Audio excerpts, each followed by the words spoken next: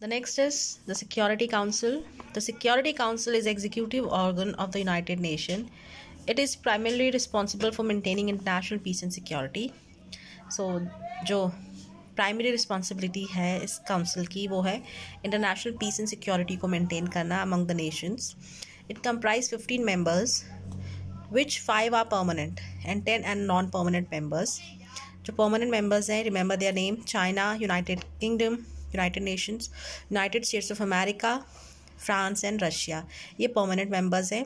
बाकी जो 10 हैं वो नॉन परमानेंट मेंबर्स हैं, जिसमें से 5 from Afro Asian countries, 2 from Latin American countries, 2 from western European countries and others, and 1 from east European countries. So यहाँ से इन्हें चुना जाता है. ये क्राइटेरिया है कि हम 5 यहाँ से लेंगे, 2 कंट्रीज़ हम यहाँ से सेलेक्ट करेंगे. Now, the non-permanent members are elected by the General Assembly by the 2/3 of majority for 2-year term. जो non-permanent members है इनको चुना जाता है जनरल असेंबली में, जो मैं बताया था एज एन इंटरनेशनल पार्लियामेंट, वहाँ डिस्कशन होता है. और 2/3 मेजॉरिटी वोट जिस कंट्री के पास होंगे उनको 2 साल के लिए सिक्योरिटी काउंसिल का मेंबर बनाया जाता है, non permanent. It meets whenever need arises. Decisions are taken by the majority vote of 9 members including the 5 member countries. The permanent members have a negative vote called veto. When a permanent member uses their veto power, the council become powerless or ineffective. देखिए 5 countries है जिनके पास veto power है, यानी negative vote. मान लीजिए किसी चीज़ पर discussion चल रहा है और कोई भी देश अपना वीटो पावर यूज़ करता है, तो वो जो डिस्कशन है, जो चीज़ वो करना चाह रहे हैं, वो उसी समय पावरलेस हो जाएगी because of this use of veto power. Okay, negative vote जिसे बोलते हैं. This mean if any of the permanent members vote against a resolution, even if all the other members agree it, the resolution cannot be adopted.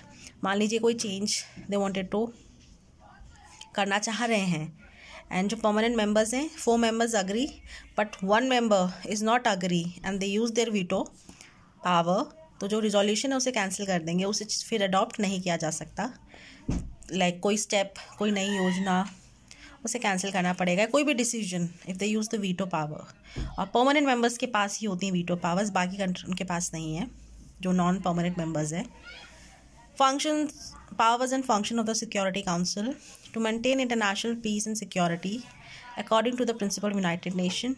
ये उनका main motive है कि जो सभी देशों के बीच में पीस और सिक्योरिटी बनी रहे. To recommend peaceful way of settling disputes. जो डिस्प्यूट्स हैं आप देशों के नेशंस के बीच में, उसको पीसफुल वे से सॉल्व किया जाए. To take military actions against any aggressor. कोई मिलिट्री एक्शन लेना है किसी के खिलाफ, स्पेशली जो गलत चीज़ें उन्हीं के खिलाफ ये काम होता है. To recommend admission of new members. और सिक्योरिटी काउंसिल रिकमेंड करता है, सिफारिश करता है न्यू मेंबर के एडमिशन के लिए. To recommend the appointment of the secretary general to and elect the जजेस of the international court of justice. इसके अलावा जो सिक्योरिटी काउंसिल है वो रिकमेंड करता है appointment of secretary general and जजेस of the international court of justice. The security council will recommend the जजेस एंड सेक्रेटरी जनरल. उनका नेम रिकमेंड करते हैं. तो उसके ऊपर डिस्कशन होगा, वोटिंग होगी, एंड जिसके पास मेजॉरिटी ऑफ वोट्स होंगे they will be elected. So next time we will study about the International Court of Justice. Thank you.